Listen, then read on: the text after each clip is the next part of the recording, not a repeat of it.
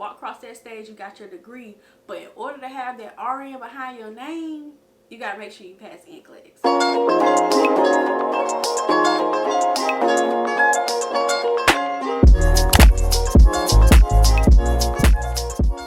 Hey y'all, and welcome back to my channel to document. My name is Dominique, and in today's video I'm going to be giving you the step-by-step process of how to become a nurse/travel nurse. 9 times out of 10 you clicked on this video because 1, you want to know, or 2, you're interested in this type of content. So just go ahead and smash that subscribe button while you're here. And without further ado, let's get into the video. So prior to starting this video, I do want to say that I am a nurse. I've been a nurse for a little over 3 years now. So I'm not just making this video for no reason. So I do have the background. I've been through all of these steps that I'm going to tell you about today. So just bear with me. So step 1 into becoming a nurse, you want to go ahead and research an accredited nursing program. And I say accredited nursing program with emphasis because this is step 1. It's very important. So what does that mean, an accredited nursing program? So nursing programs, they go under accreditation, and it's either done, I think, either quarterly or yearly, but nonetheless they go under this type of review where they have to follow certain guidelines to ensure that they're teaching their students how to excel within the career field that they're teaching them about. And they look at that through the board exam passing rate. So before you decide, oh, I want to go to nursing school, or I want to get into XYZ program, you want to make sure that that program's accreditation has passed the accreditation pass rate, because you don't want to run into issues where you apply to nursing school, you have performed and done all of your prerequisites, and when it's time for you to actually start taking your higher upper division nursing courses, the school loses their accreditation and you basically have to start over.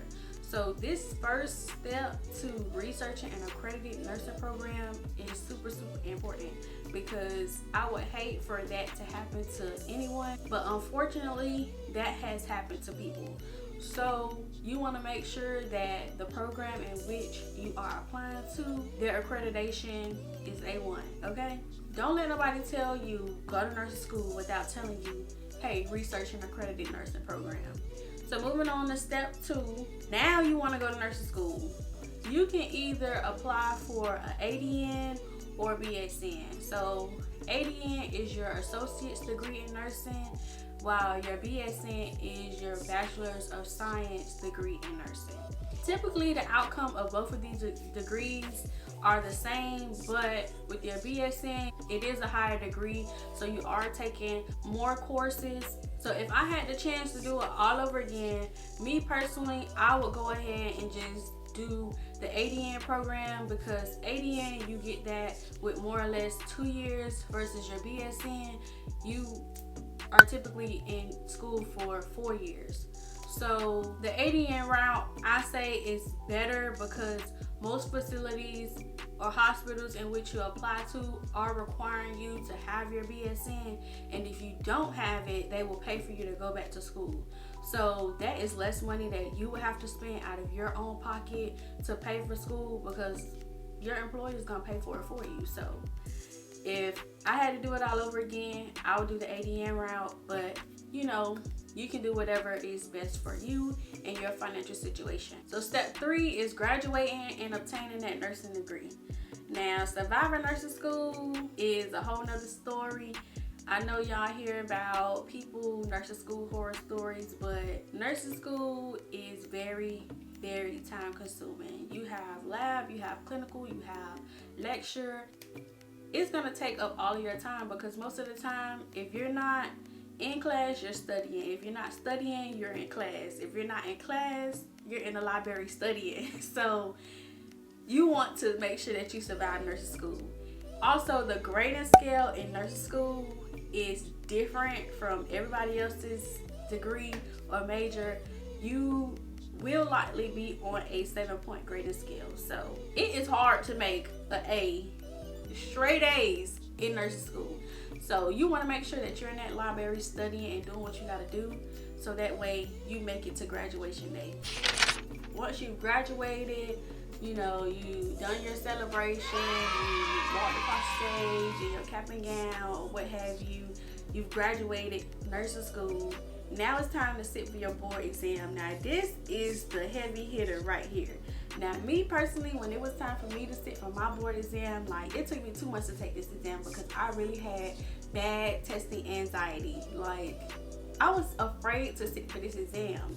And the board exam you have to sit for is the National Council exam. No. The National Council Licensure exam for nurses.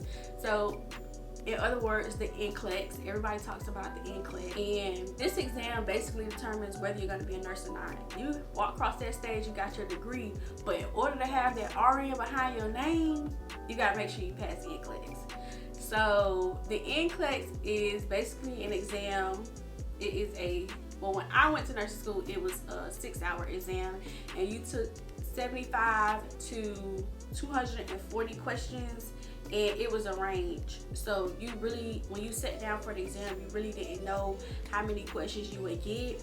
It was a competency line, and you had to answer hard questions above that competency line to state whether you are competent to be a nurse.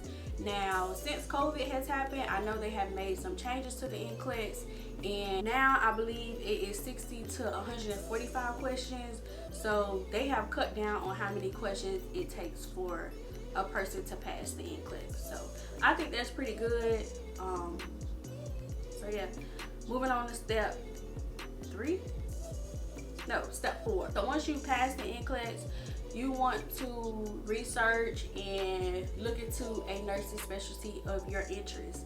Now, you can go about identifying what your interests are in nursing school, because you would take all of your nursing classes. You will take med surg, you'll have a clinical for that. You'll take labor and delivery, you'll have a clinical for that. You'll take pediatrics, you'll have a clinical for that. So every class that you take in nursing school is likely matched with a clinical for you to get your experience. So you can kind of gauge what you do and don't like in nursing school before you start applying to jobs. So once you have identified what specialty you want to go in, go ahead and apply. Whether that is labor and delivery, whether it's pediatrics, whether it is neonatal, whether it is med surg, cardiac nursing, it's up to you what you're interested in. So once you've done that, you want to gain your experience within that particular specialty. Now, moving on to step 5, in order for you to become a travel nurse, you want to have at least 1 year of nursing experience, and 1 year is recommended. So you want to work in that particular specialty or be a nurse for 1 year before you can become a travel nurse. And 1 year is recommended because new grad nurses do not have the critical thinking skills to become a travel nurse. And I say this because when you're a travel nurse, you do not get all the training that you would get as a new grad nurse, or if you were new to a different specialty or unit, which is typically anywhere between 8 weeks and probably 6 months, depending on like if you work in the ICU, step down, or what have you. Your training is typically 8 weeks to probably 6 months.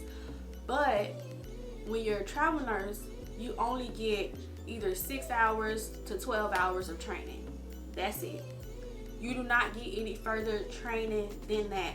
And you do not want to be thrown to the wolves just because you wanted to make more money and become a travel nurse. So please, please, please do not get into travel nursing if you do not have the experience. So like I said, 1 year of travel nurse experience, which is recommended. 2 years is preferred because you build that confidence. You have dealt with a lot of high acuity patients or know what to anticipate. So try to get 2 years under your belt if you want to become a travel nurse. And just a sidebar, I would say if you want to become a travel nurse, try to work at a level 1 trauma center or teaching hospital or magnet hospital, because these type of hospitals, tend to take on high acuity patients, and it would just put a lot of experience underneath your belt. So try to ask your charge nurse to assign you to the more difficult assignments, assign you to patients that you typically would not accept or are afraid to take care of, because those type of patients are going to give you the most experience, and you are going to excel if you become a travel nurse if you already have that experience underneath your belt. So child, I don't forgot what step we on. I believe we on step 5 or maybe step 6. But anyways, once you've gained your experience, you want to go ahead and reach out to nursing recruiters and or agencies to start to apply for a travel nurse position. So there are plenty of agencies out there. Whichever, you have to research and see which one is right for you. But once you've done that, you start talking with a nurse recruiter, and they will start setting you up a profile with that agency. So with the profile, that pretty much consists of your nursing license, your vaccination records. They do like a background check, and they will send you out to a location like a LabCorp or a Licensure to, draw titers to see what your immunity levels are before they send you out to these jobs. So make sure that you have all of your documentation inside a folder or a portfolio or on your computer, so that way when it's time for you to apply for these jobs, you can go ahead and send over your license and your certifications and things like that, and you already have them ready to go. Now that is also going to determine like how quick you're going to be able to get jobs, because somebody else may have their documentation ready to go and they've already been submitted to a job, but since you didn't have all of your paperwork together, you lost out on the job because you were not organized. So you want to make sure that you have all of your documentation, everything together, so that way when it is time for you to submit the jobs, it can be a smooth process. So I don't feel like this is a step, but it is more so like a recommendation or a tip. So if you are interested in travel nursing, don't up and quit your staff job just to become a travel nurse, because it is going to take time for you to actually get an assignment under your belt as a first-time traveler, and I'm speaking on this from experience. Now, me personally, I did have money saved up, so when I resigned from my staff job, I was able to, utilize the time that I was off to do my personal research and look into travel nursing. But if you do not have 3 to 6 months of money saved up to cover all of your expenses and emergencies, do not quit your job. Please, please, please do not quit your job, because like I said, it's going to take time for you to secure that first assignment, and most places or most facilities don't even accept first-time travelers. So you have to find an assignment that is right for you. So I would suggest within your first year, try to go PRN until you are, comfortable within travel nurse. I believe we're on step either 7 or 8. I forgot and I lost count, but we're just gonna roll with it. So last but not least, once you have all of your ducks in a row, you want to go ahead and have your recruiter submit you to the jobs that you're interested in, and just wait for a response. So that is pretty much how you become a travel nurse. So this is also another tip. If you're going to work with multiple travel nurse agencies, you do not want to allow 2 different agencies to submit you to the same job and or facility. Your application will be completely weeded out. You do not want to do that. They find that very unprofessional. So try to avoid that at all costs. But you can work with multiple agencies at the same time just to see which agency is offering the highest travel rate, and just gauge it like that. And last but not least, enjoy your travel nurse journey. You have made it this far, travel the world, gain experience, meet new people, and I find it to be very exciting. So enjoy your journey, and always remember that your journey is not going to be like someone else's. You may find struggles and have bumps in the road, but remain resilient through it all and enjoy the process. So I hope you all found this video entertaining, helpful, and hopefully inspiring to become a nurse. If you like this type of content, please don't forget to like this video, comment down below, and let me know what you think.